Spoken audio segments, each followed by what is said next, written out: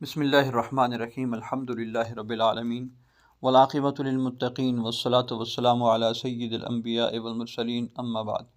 عزیز طلباء و طالبات، تفسیر بالمأثور کے اسلوب میں سینکڑوں تفاسیر لکھی جا چکی ہیں اور اب بھی یہ سلسلہ جاری ہے اور قیامت تک تفاسیر لکھی جاتی رہیں گی انشاءاللہ۔ لیکن ہم اس اسلوب کی چند بنیادی اہم اور نمائندہ تفاسیر کا تعارف پڑھیں گے۔ سب سے پہلی تفسیر ہے جامع البیان فی تفسیر القرآن، جو تفسیر طبری کے نام سے مشہور ہے۔ یہ قرآن پاک کی سب سے پہلی مکمل اور جامع تفسیر ہے۔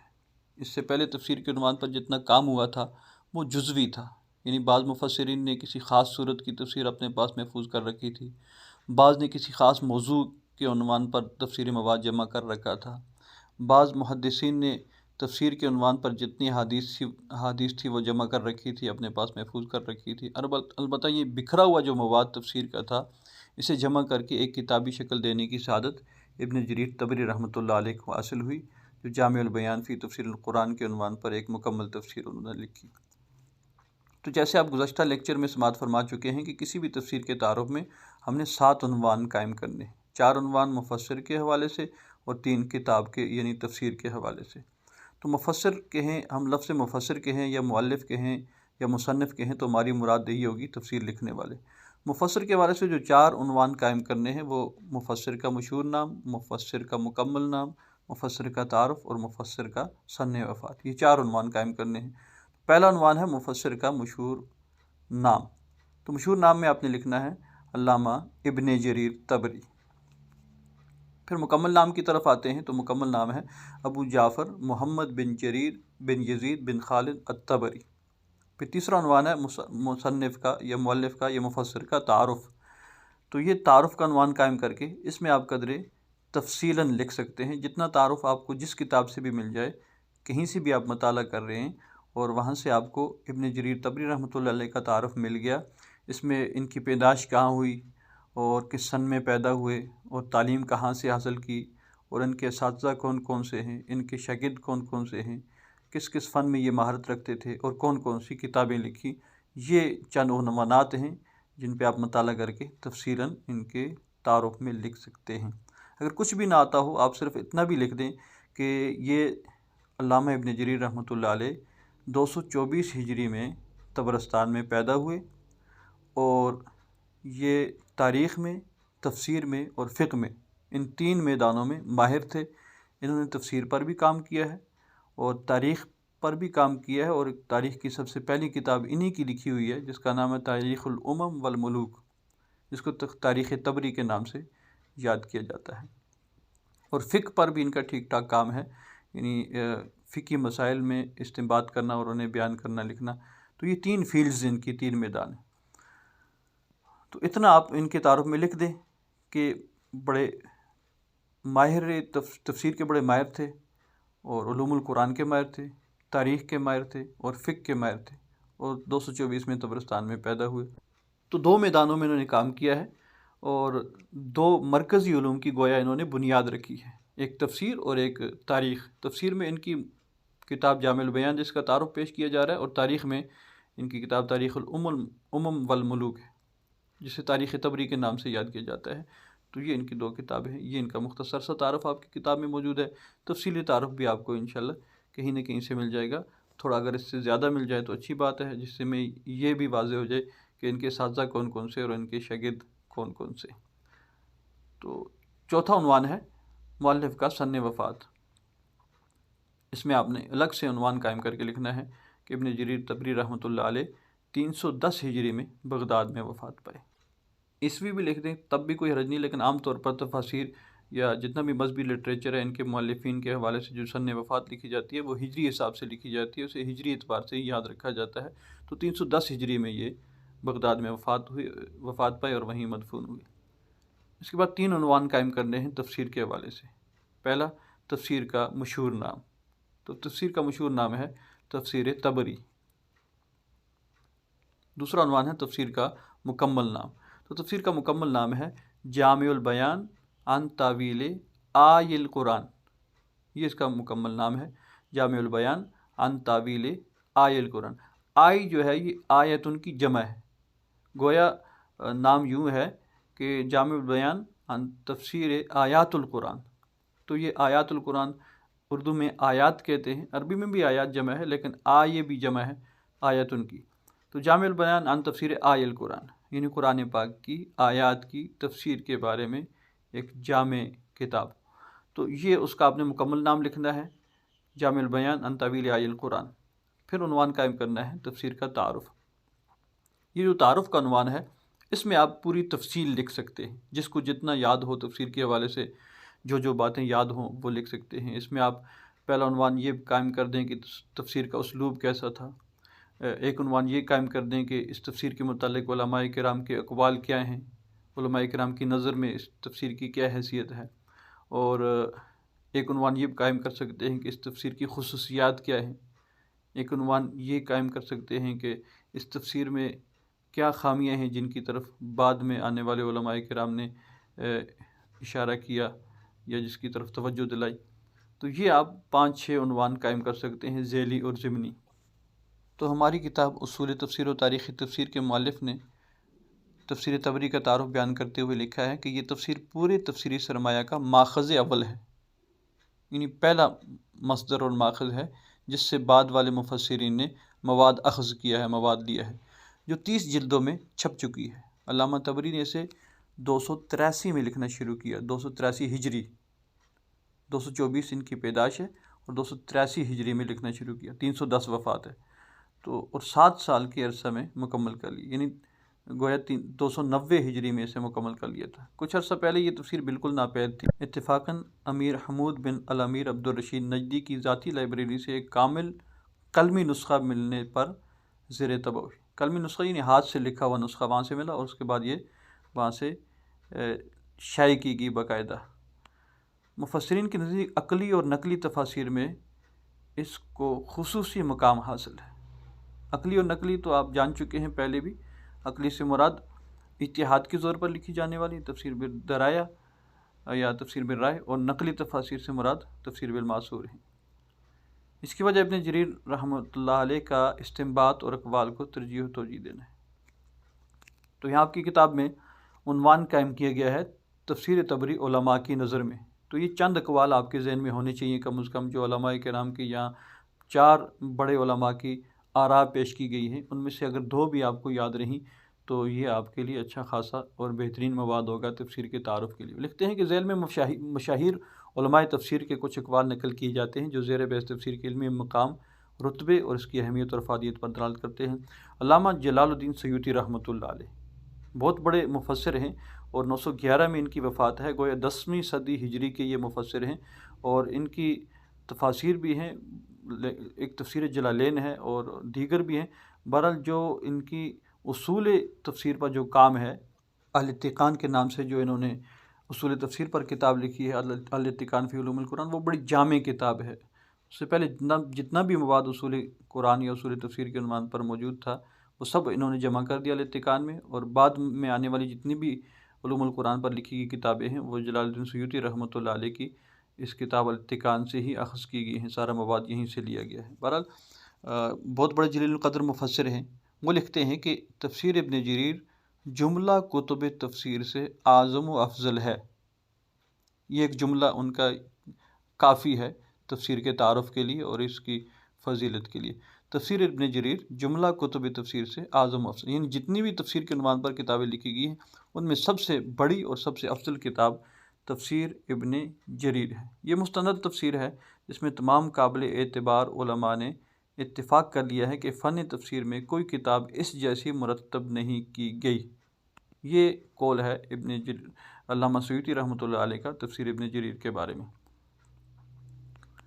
پھر مفتی محمد شفیع صاحب رحمہ اللہ تعالی، ان کا ایک جملہ یا ان کا قول ابن جریر کے متعلق آپ یاد رکھ لیں، وہ یہ ہے کہ تفسیر ابن جریر بعد کی تفاسیر کے لیے بنیادی ماخذ کی حیثیت رکھتی ہے. البتہ ان کی تفسیر میں صحیح و سقیم ہر طرح کی روایات جمع ہو گئی ہے. ایک خوبی ذکر کی ہے اور ایک خامی کی طرف اشارہ کیا ہے. خوبی یہ ذکر کی ہے کہ یہ بعد میں جتنی بھی تفسیریں لکھی گئی ہیں ان سب کے لیے بنیادی ماخذ، مرجع اور بنیادی مصدر یہی تفسیر ہے ابن جریر طبری کی، یہیں سے لیا ہے سب نے مواد۔ اور خامی یہ ہے کہ اس میں صحیح اور سقیم سب کچھ جمع ہو گیا، یعنی صحیح روایات بھی آئی ہیں اور بہت سی اسرائیلی روایات، اور اسرائیلیات میں سے بھی وہ قسم جو غیر مقبول ہے، مردود جسے کہتے ہیں، مذموم جسے کہہ لیں، تو وہ مذموم روایات بھی اس میں داخل ہو چکی ہیں۔ اس کی وجہ یہی ہے کہ ابن جریر طبری رحمۃ اللہ علیہ نے تفسیر کے عنوان پر جتنا بھی مواد موجود تھا ان کی یہی کوشش تھی کہ میں اسے جمع کر لوں، تو وہ جمع کیا ہے۔ انہوں نے یہ نہیں دیکھا صحیح کیا ہے سقیم کیا ہے، یہ چھان بھی بعد کے لوگوں پر چھوڑ دی۔ ان کی کوشش یہ تھی کہ کوئی مواد ضائع نہ ہو جائے، کوئی بات ضائع نہ ہو جائے، جتنی بھی روایات ہیں وہ جمع کر لی جائیں، اکٹھی کر لی جائیں، بعد میں چھان بین کرنے والے چھان بین کرتے رہیں گے۔ اور تیسرا قول آپ ذہن میں رکھ لیں ڈاکٹر صبحی صالح کا، انہوں نے لکھا ہے کہ روایات اور آثار کی مدد سے جو تفسیریں لکھی گئی ہیں ان میں سب سے بہتر تفسیر ابن جریر طبری ہے، یعنی تفسیر بالمعصور میں جتنی بھی تفاسیر ہیں ان میں سب سے بہتر تفسیر ابن جریر طبری ہے۔ تو 3 نام یاد رکھ لیں، جلال الدین سیوطی، مفتی محمد شفیع اور ڈاکٹر صبحی صالح، بہت بڑے عالم ہیں یہ بھی، اور علوم القرآن پہ ان کا بھی بہت، یہ تینوں جو جن کے میں نے نام لیے ہیں، جلال الدین سیوطی بھی، مفتی محمد شفیع بھی اور صبحی صالح، ان تینوں کی علوم القرآن اور اصول تفسیر پر بڑی جامع اور بہترین کتابیں ہیں۔ تو ان کے اقوال ابن جریر طبری رحمۃ اللہ علیہ کی تفسیر ابن جریر کے متعلق یہ آپ نے اپنے پاس نوٹ رکھنے اور یاد رکھنے اور انہیں اسی ترتیب سے لکھ دینا ہے۔ اب عنوان قائم کیا گیا اسلوب تالیف، یعنی ابن جریر طبری رحمۃ اللہ علیہ نے تفسیر ابن جریر کو کس اسلوب میں لکھا ہے۔ لکھتے ہیں کہ جب کسی آیت کی تفسیر کرنا چاہتے ہیں تو کہتے ہیں القول فی تعویل قولہ تعالی کذا و کذا، کہ اللہ تعالیٰ کے قول کی تفسیر میں یوں اور یوں اور یوں بیان کیا گیا ہے۔ یہ عنوان وہ قائم کرتے ہیں ہر جگہ قرآن پاک کی آیات کی تفسیر لکھتے ہوئے۔ پھر آیت کی تفسیر کرتے ہیں اور اس کی تائید میں اپنی سند کے ساتھ صحابہ اور تابعین کرام کے اقوال اور آثار بیان کرتے ہیں۔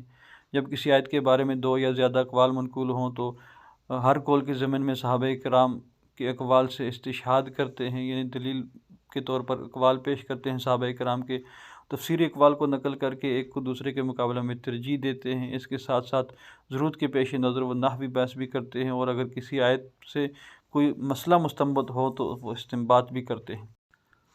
اب تعارف تفسیر کے ذیلی عنوان اسلوب تفسیر میں آپ کے پاس 4-5 پوائنٹس آ گئے۔ اب اس کو اگر پوائنٹس میں لکھیں گے تو اور زیادہ اچھا ہو جائے گا تعارف اور بہترین ہو جائے گا۔ مثلاً یہ کہ آپ پوائنٹ نمبر 1 لکھیں گے کہ یہ قرآنی آیات کی تفسیر کرتے ہوئے آیات کے نیچے لکھتے ہیں القول فی تعویل قولہ تعالی و کذا و کذا، یہ الفاظ لکھتے ہیں کہ آیات کی تفسیر میں اللہ تعالیٰ کے اس قول کی آیت کی تفسیر میں یہ مواد میرے پاس موجود ہے۔ اور دوسرا پوائنٹ آپ لکھیں گے کہ یہ جب آیات کی تفسیر بیان کرتے ہیں اور تفسیر بیان کرتے ہوئے جب کوئی حدیث بیان کرنا چاہتے ہیں تو وہ حدیث اپنی سند سے بیان کرتے ہیں کہ میں نے یہ حدیث فلاں سے سنی، انہوں نے فلاں سے سنی، انہوں نے فلاں سے سنی، اور انہوں نے حضور صلی اللہ علیہ وسلم سے سنی، جو ان کی اپنی سند ہے اس سے یہ روایات لاتے ہیں اور پیش کرتے ہیں، چاہے وہ آپ علیہ الصلوۃ والسلام کے ارشادات ہوں یا صحابہ کرام کے یا تابعین کرام کے، اپنی سند کے ساتھ لکھتے ہیں اپنی تفسیر میں۔ اور تیسرا پوائنٹ آپ یہ لکھیں گے کہ آپ نے اپنی تفسیر میں صحابہ کرام کے اور تابعین کرام کے بہت سے اقوال شامل کیے ہیں۔ چوتھا پوائنٹ یہ لکھیں گے نمبر 4 یہ کہ جہاں کہیں بھی ایک سے زیادہ اقوال منقول ہیں، یعنی کوئی آیت ہے اس کی تفسیر میں ایک قول ایک صحابی کا ہے، دوسرے کا صحابی کا دوسرا قول ہے، تیسرے صحابی کا تیسرا قول ہے، 4-5 اقوال جمع ہو جاتے ہیں کہ فلاں صحابی نے یوں فرمایا اس آیت کی تفسیر میں، اور فلاں نے یوں فرمایا اور فلاں نے یوں فرمایا، تو وہ جتنے بھی اقوال ہیں وہ نقل کر دیتے ہیں، وہاں لکھ دیتے ہیں۔ اور پھر اس کے بعد 5واں پوائنٹ یہ لکھیں گے کہ جب وہ ایک سے زیادہ اقوال جہاں نقل کرتے یہ لکھتے ہیں، ان میں پھر ترجیح بھی دیتے ہیں کہ کون سا قول زیادہ بہتر ہے یا کون سا قول آیات کی تفسیر میں زیادہ مناسب ہے یا زیادہ قابل قبول ہے، اور دلیل کے ساتھ لکھتے ہیں کہ زیادہ قابل قبول اور ترجیح دینے کی وجہ کیا ہے۔ تو باقاعدہ دلائل کے ساتھ وہ اقوال لکھنے کے بعد اقوال میں سے کسی ایک قول کو ترجیح بھی دیتے ہیں۔ اور پھر چھٹا پوائنٹ یا غالباً 7واں وہ یہ بھی ہے کہ جہاں کہیں نحوی بحث کی ضرورت پڑتی ہے تو نحوی بحث بھی کرتے ہیں۔ اور 7واں پوائنٹ یہ ہے کہ جہاں مسائل مستنبط کرنے ہوتے ہیں، مستنبط کہتے ہیں استخراج، استنباط، اجتہاد، یہ الفاظ جہاں بھی استعمال ہوں تو ان کا مطلب یہ ہوتا ہے کہ قرآن و سنت کی باریکیوں سے کوئی مسئلہ نکالنا جو بظاہر الفاظ میں نہ ہو، الفاظ میں کہیں اس کا ذکر نہیں ہے لیکن اس کے ضمن میں، اشاروں میں، کہیں باریکی میں کوئی مسئلے کا حل موجود ہے، وہ اجتہادی قوت سے نکالنا، اس کو اجتہاد بھی کہتے ہیں، استشہاد بھی کہتے ہیں۔ اور استنباط بھی کہتے ہیں اور استخراج بھی کہتے ہیں. جہاں کہیں بھی یہ الفاظ استعمال ہوں تو مفہوم آپ کو معلوم ہونا چاہیے. مستنبط کرنے کا مطلب یہ مسئلہ نکالنا. تو جہاں کی کسی مسئلے کی استنباط کی ضرورت پڑتی ہے، کوئی مسئلہ نکالنا ہو کسی آیت سے، تو وہ مسائل نکالتے بھی ہیں آیات کی باریکی اور تہ میں جا کے. تو یہ اسلوب تعلیف میں آپ 7-8 پوائنٹس اس طرح سے لکھ سکتے ہیں. پھر اسی تعارف تفسیر کے عنوان کے ضمن میں ایک ذیلی عنوان قائم کریں گے آپ کہ تفسیر جامع البیان یا تفسیر تبری کی خصوصیات. اب خصوصیات آپ کی کتاب میں اصول تفسیر و تاریخ تفسیر میں اس کتاب کی کوئی 13 خصوصیات لکھی ہوئی ہے. تو ان 13 میں سے اگر 4-5 بھی آپ کے ذہن میں ہوں گی تو تقریباً وہ آپ کے لیے اس تعارف میں کافی ہوں گی. تو خصوصیات جو لکھتے ہیں ان کے عنوانات آپ سن لیں تو آپ کو تقریباً ایک نقشہ آپ کے ذہن میں آ جائے گا کہ اس تفسیر کی کیا کیا خصوصیات ہیں. پہلی خصوصیات قدیم تفسیری ذخیرے کا جامع، یعنی جتنا بھی ابن جریر طبری رحمۃ اللہ علیہ سے پہلے جو ذخیرہ موجود تھا تفسیر کے عنوان پر، کسی بھی صحابی کے پاس، کسی تابعی کے پاس، تابع تابعین میں سے کسی کے پاس کہیں بھی کوئی روایات موجود تھی، جتنا بھی ذخیرہ تھا الغرض اس عنوان پہ، تفسیر کے عنوان پہ، چاہے وہ اسرائیلی روایات ہی کیوں نہ ہوں اور چاہے وہ تابعین کے اقوال ہی کیوں نہ ہوں، تو سارے ذخیرے کو انہوں نے جمع کر دیا. یہ سب سے بڑا پوائنٹ ہے اور سب سے عام خصوصیت ہے تفسیر ابن جریر کی. اور دوسری خصوصیت ہے کہ یہ تفسیر بالماثور ہے. اس میں آپ تفصیل لکھ سکتے ہیں. تفسیر بالماثور کا مفہوم آپ کے علم میں ہے کہ ابن جریر طبری رحمۃ اللہ علیہ نے قرآن پاک کی آیات کی تفسیر بیان کرتے ہوئے سب سے پہلے یہ کوشش کی ہے کہ قرآن ہی کی دوسری آیات کے ذریعے سے اس کی تفسیر بیان کی جائے، یعنی تفسیر القرآن بالقرآن. پھر اس کے بعد اگر قرآن کی آیات کی تفسیر نہیں ملی تو پھر حدیث کی طرف دیکھا ہے اور قرآن پاک کی آیات کی تشریح اور تفسیر حدیث کے ذریعے سے کی ہے، پھر اقوال صحابہ کے ذریعے سے، پھر اقوال تابعین کے ذریعے سے، اور پھر اسرائیلی روایات میں سے جو مقبول ہے اس کے ذریعے سے تفسیر بیان کرنے کی انہوں نے کوشش کی ہے. تو یہ دوسرے عنوان میں آپ یہ ساری تفصیل لکھ سکتے ہیں کہ یہ تفسیر بالماثور ہے اور انہوں نے اس انداز میں تفسیر بیان کی ہے. تیسرا عنوان ہے تفسیر بالرائے کرنے والوں کی مخالفت. کہ ابن جریر طبری رحمۃ اللہ علیہ نے تفسیر بالماثور لکھی ہے، اور جو تفسیر بالرائے اپنی طرف سے اس وقت بہت سے باطل فرقوں نے سر اٹھا لیے تھے اور وہ اپنی منمانے طریقے سے اپنی خواہشات کی پیروی کرتے ہوئے اپنے خود ساختہ عقائد کو ثابت کرنے کے لیے قرآن پاک سے مختلف آیات دلائل کے طور پر پیش کرتے تھے اور ان آیات سے اپنے خود ساختہ اور غلط قسم کے عقائد وہ ثابت کرتے تھے. تو اس کے رد میں ابن جریر طبری رحمۃ اللہ علیہ نے ان آیات کی تفسیر میں آیات پیش کی، صحابہ کرام کے اقوال پیش کیے اور آیات کی صحیح تفسیر پیش کی، اور یہ بتایا کہ ان آیات سے جو غلط استدلال کیا جا رہا ہے، غلط استشہاد کیا جا رہا ہے، غلط دلیلیں بنائی جا رہی ہیں اور خود ساختہ عقائد ثابت کیے جا رہے ہیں تفسیر بالرائے کے طور پر، تفسیر بالرائے المضموم کے طور پر، تو وہ درست نہیں ہیں، وہ غلط ہیں. تو اس کا ٹھیک ٹھاک انہوں نے اپنے تفسیر میں رد کیا ہے. جو لوگ اس وقت تفسیر بالرائے کر رہے تھے، باطل فرقے اور ناجائز طریقے سے اور غلط اور غیر شرعی طریقے سے جو قرآن پاک کے آیات کا غلط استعمال کر رہے تھے. اور چوتھا عنوان ہے اسانید کی جرح و تعدیل. تجریح و تعدیل لکھا ہوا ہے. تجریح کہیں یا جرح کہیں تو بات یہ ہے کہ جرح اور تعدیل کا مطلب تعدیل کا مطلب ہے عادل قرار دینا اور جرح کا مطلب ہے غیر عادل قرار دینا. تو جرح و تعدیل کا یہ مطلب ہے کہ جو اسانید ہیں، سندیں، حدیث کی سندیں، یعنی امام بخاری رحمۃ اللہ علیہ نے کوئی حدیث لکھی ہے تو اپنے استاد کا نام لکھا ہے کہ میں نے اپنے استاد فلاں سے سنی، انہوں نے یہ روایت فلاں سے سنی، انہوں نے فلاں سے سنی، انہوں نے فلاں سے سنی، اور انہوں نے حضور صلی اللہ علیہ وسلم سے سنی. یہ جو سلسلہ ہوتا ہے، جو لڑی ہوتی ہے، یہ جو زنجیر ہے، اس کو سند کہتے ہیں.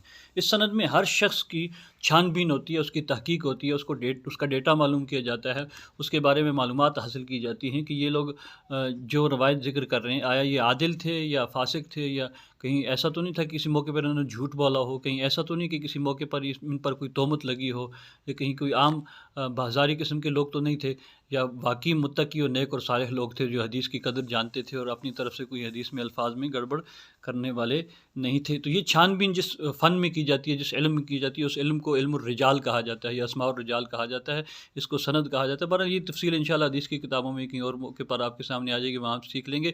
یہاں اتنا جان لیں کہ انہوں نے جو احادیث ذکر کی ہیں اپنی کتاب میں تو ان احادیث کی سند بھی ذکر کی ہے کہ یہ حدیث فلاں نے فلاں سے سنی، فلاں نے فلاں سے سنی، اور فلاں نے فلاں سے سنی، حضور تک ساری سند بھی ذکر کی ہے، اور پھر سند میں جو راوی ہیں ان کی جرح تعدیل بھی ذکر کی ہے کہ فلاں راوی جو ہے وہ عادل ہیں، صادق ہیں، کامل الضبط ہیں، حافظہ بھی ان کا ٹھیک ہے، یہ وہ سب کچھ، اور فلاں راوی ہے جن پر کسی نے تنقید کی ہے کہ ان کا حافظہ ٹھیک نہیں تھا، یا جس پر ان پر کسی نے تنقید کی ہے کہ ان کا عقیدہ ٹھیک نہیں تھا، یا جتنی بھی تنقیدات ہیں وہ تنقیدات جو ہیں وہ جرح میں آئیں گی، اور جو تائیدات ہیں، تائید کی ہے کسی نے، تو وہ تعدیل میں آئیں گی۔ تو سند کی جرح و تعدیل یہ ان کی تفسیر کی خصوصیات میں سے چوتھی خصوصیت ہے کہ جو اسناد، جو سندیں ذکر کی ہیں، اس سند میں جو راوی ذکر کیے ہیں ان راویوں کی جانچ پرکھ بھی ذکر کی ہے، ان کی جرح تعدیل بھی ذکر کی ہے۔ اور پانچواں عنوان ہے، پانچویں خصوصیت ہے اس تفسیر کی، جمہور کی رائے کو ترجیح دینا۔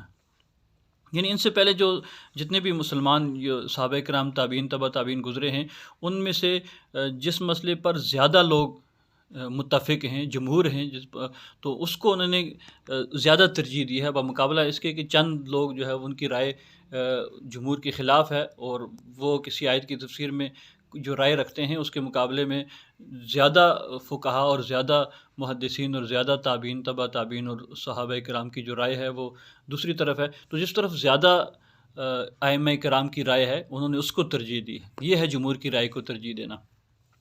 پھر چھٹا پوائنٹ ہے، یعنی چھٹی خصوصیت ہے مختلف قراءات کے ذکر کا اہتمام، کہ انہوں نے اپنی تفسیر میں قراءت کا بھی ذکر کیا ہے۔ یہ قراءتیں ہیں جو سبع عشرہ کا آپ نے نام سننا ہوگا۔ قراءت سے مراد صرف قرآن پاک پڑھنا یا اچھی آواز میں پڑھنا نہیں ہے، بلکہ قراءت ایک پورا علم ہے جس میں قرآن پاک کے مختلف لہجے ہیں اور مختلف انداز، ایک کافی تفصیلی علم ہے۔ بہرحال اتنا ذہن میں رکھیں کہ یہ 10 قراءتیں ہیں، قرآن پاک کی 10 قراءتیں ہیں، اور ان 10 قراءتوں میں قرآن پاک جو تلاوت کیا جاتا ہے تو اس میں لہجے کا بھی فرق ہوتا ہے، کہیں الفاظ کا فرق ہوتا ہے، کہیں اعراب کا، زیر زبر پیش کا فرق ہوتا ہے، مختلف فرق ہوتا ہے، تو وہ ساری قراءتیں انہوں نے اپنی تفسیر میں ذکر کی ہیں۔ اور ساتویں خصوصیت ہے اسرائیلی روایات کا ذکر۔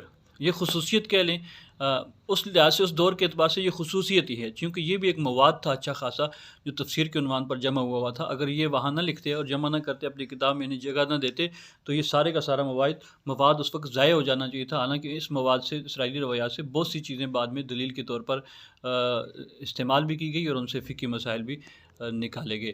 بہرحال یہ بھی خصوصیت تھی کہ اس وقت کا جتنا بھی مواد تفسیر کے حوالے سے تھا، چہ جائے کہ وہ اسرائیلی روایات کیوں نہیں تھی، وہ بھی انہوں نے اپنے تفسیر میں رکھی ہے اور جگہ دی ہے، اور خوب اپنی تفسیر میں ایک تفصیلی باب گویا کہ اسرائیلی روایات کا موجود ہے۔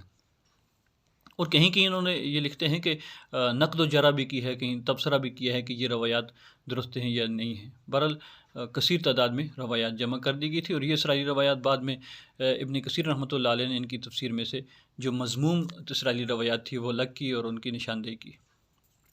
آٹھویں خصوصیت ہے بے مقصد امور سے اجتناب، کہ تفسیر تو لکھی ہے اور کافی طویل لکھی ہے، مطلب 30 جلدوں پر مشتمل ہے، لیکن اس کے باوجود بھی جو چیزیں بے مقصد تھیں ان کو نہیں چھیڑا۔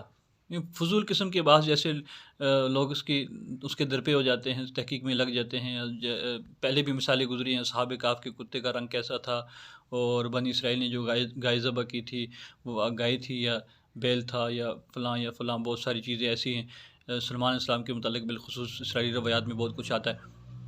بہرحال جس چیز کا کوئی مقصد نہیں ہے تو اس چیز کا انہوں نے ذکر نہیں کیا، جس چیز کو بھی ذکر کیا وہ کسی مقصد کے تحت ذکر کیا ہے، فضول چیزوں سے، فضول قصے کہانیوں سے اور فضول واقعات سے اور لایانی امور سے اجتناب کیا ہے۔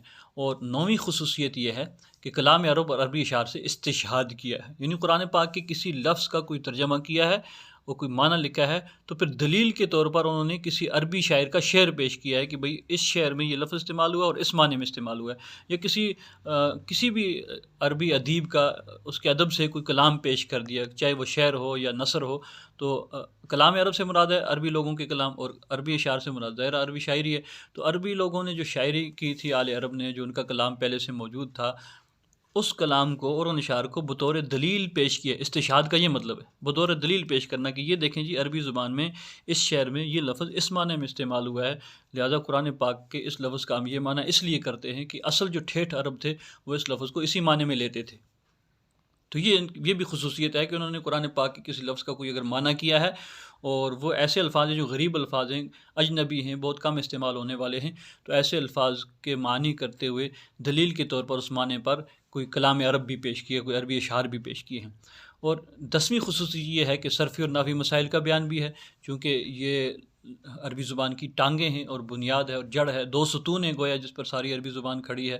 تو جب تک صرف نحو کا تذکرہ نہیں ہوگا تو اچھی طریقے سے کلام سمجھ بھی نہیں آئے گا۔ تو آیات کو سمجھانے کے لیے جہاں کہیں ضرورت پڑی تو علم الصرف کا ذکر بھی کیا اور علم النحو کا ذکر بھی کیا ہے۔ اور 11ویں خصوصیت یہ ہے فقہی مسائل کا بیان، کہ ظاہر ہے قرآن پاک کی 500 سے زیادہ آیات ہیں جو آیات الاحکام ہیں، جن میں احکامات بیان کیے گئے ہیں کہ کیا کام کرنا ہے اور کیا نہیں کرنا۔ تو یہ احکامات پھر بعد میں جب فقہ مرتب ہوئی ہیں، امام حنیفہ رحمۃ اللہ علیہ نے، امام شافعی رحمۃ اللہ علیہ، امام مالک ہیں، امام احمد بن حنبل رحمہ اللہ تعالیٰ، یہ حضرات جو ہیں انہوں نے اصول بنائے ہیں جن اصولوں کی بنیاد پر فقہ مرتب ہوئی ہے۔ تو فقہی مسائل، نئے مسائل پیش آئے، بہت سے اجمی لوگ اسلام میں داخل ہوئے اور انہیں نئے مسائل پیش آئے، تو وہ مسائل کا حل تلاش کرنے لگے، تو پھر ان اصولوں کی بنیاد پر فقہی مسائل نکلے۔ تو وہ کس آیت سے کون سا حکم ثابت ہوتا ہے، کس آیات سے کتنے احکامات مستنبط ہوتے ہیں، نکلتے ہیں، اور کس طرح کے احکامات ہیں، کس طرح کے مسائل ہیں، ان چیزوں کا بھی انہوں نے اپنی تفسیر میں تذکرہ کیا ہے، اور فقہی جو مذاہب اور مسالک ہیں ان کا بھی تذکرہ کیا ہے۔ پھر 12ویں جو خصوصیت ہے اس کلام کی، اس تفسیر کی، وہ یہ ہے کہ اس میں کلامی مسائل کا ذکر بھی ہے۔ کلامی مسائل سے مراد عقائد ہیں، ٹھیک ہے، ہمارا جو علم العقائد کو اصول دین بھی کہا جاتا ہے اور علم العقائد کو علم الکلام بھی کہا جاتا ہے۔ تو جہاں کہیں علم الکلام کا ذکر ہے یا علمی اصول کا ذکر ہے تو اس سے مراد عقیدے ہیں، کہ اللہ کی ذات کے بارے میں ہمارا کیا عقیدہ ہے، اللہ کی صفات کے بارے میں کیا ہے، باقی جو مغیبات ہیں، جو چیزیں ہم دیکھنا، سوچنا، سمجھنا بھی چاہیں تو نہ دیکھ سکیں، نہ سوچ سکیں، نہ سمجھ سکیں، ہماری بساط اور ہمارے جو خواص خمسہ ہیں ان کی پہنچ اور ان کی رینج سے باہر جو چیزیں ہیں، عالم برزخ ہے اور مرنے کے بعد کی زندگی ہے، اور روح کی حقیقت کیا ہے، کہاں سے آتی ہے، کہاں جاتی ہے، عالم آخرت ہے اور جنت جہنم ہے، یہ ساری چیزیں جو ہے اس کا تعلق عقائد کے ساتھ ہے اور اس کو علم الکلام کہتے ہیں۔ تو علم الکلام کی آباس بھی ذکر کی ہے۔ خلیفہ مامون الرشید کے دور میں یونانی فلسفے کو جب عربی میں ترجمہ کروایا گیا تو اس کے بعد کلامی ابحاث بہت زیادہ ہو گئی تھی اور عقائد پر مختلف قسم کے اعتراضات ہونے لگے اور وار ہونے لگے، تو اس وقت عقائد کا دفاع بھی ٹھیک ٹھاک ہمارے علماء نے کیا۔ ان علماء کو جو ہے اصولیین بھی کہا جاتا ہے اور کلامی بھی کہا جاتا ہے، علم الکلام بھی کہا جاتا ہے، جنہوں نے کلام پہ کام کیا۔ بہرحال کلام کے مسائل بھی انہوں نے ذکر کیے اور اس میں جو صحیح عقیدہ اہل سنت والجماعت کا تھا اسے وہاں انہیں پیش کیا، اور باقی جو باطل فرقے اس وقت سر اٹھا رہے تھے، جبریہ، قدریہ وغیرہ، معتزلہ، دوسرے تیسرے اس طرح کے، تو ان کے جو اعتراضات تھے یا جو ان کے غلط عقائد تھے اس کو رد بھی کیا اور ان دلائل کے ذریعے سے صحیح عقائد ثابت بھی کی۔ اور 13ویں خصوصیت مصنف لکھتے ہیں کہ سماجی علوم بھی جو ہے وہ ذکر کیے گئے تھے، جہاں کہیں بھی ضرورت پڑی انہوں نے، تو معاشرتی بگاڑ جہاں کہیں بھی کسی وجہ سے آ سکتا ہے اور اس معاشرتی بگاڑ کی اصلاح کیسے ہو سکتی ہے، تو یہ چیزیں بھی انہوں نے اپنی تفسیر میں ذکر کی۔ تو یہ 13 خصوصیات ہیں، ان میں سے 6-7 بھی اگر آپ کے ذہن میں رہیں تو بہت اچھی بات ہے، اگر ساری ہو جائیں تو اور ہی بہتر ہے۔ یہ ساری خصوصیات آپ ذکر کر سکتے ہیں۔ آخر میں لکھتے ہیں مصنف کے مختصر یہ کہ تفسیر طبری التفاسیر ہے، یعنی تمام تفاسیر کی جڑ اور بنیاد ہے۔ بعد کی کم و بیش تمام تفاسیر میں اس سے استفادہ کیا گیا ہے۔ بنیادی طور پر یہ تفسیر بحسب الآثار ہے، یعنی تفسیر بالماثور ہے، اور بجا طور پر تفسیر بالماثور کی انسائکلوپیڈیا کہلانے کی مستحق ہے، مگر شخصی رجحان بھی اس میں پایا جاتا ہے۔ تو یہ ہے تفسیر ابن جریر کا سارا تعارف، جس میں 7 مرکزی عنوان ہیں اور کچھ ضمنی عنوان ہیں، اور ضمنی عنوان میں کچھ ذیلی عنوان ہیں۔ ان عنوانات کو ذہن میں رکھیں گے تو مواد خود بخود آپ کے ذہن میں آتا چلا جائے گا اور آپ تعارف بناتے چلے جائیں گے۔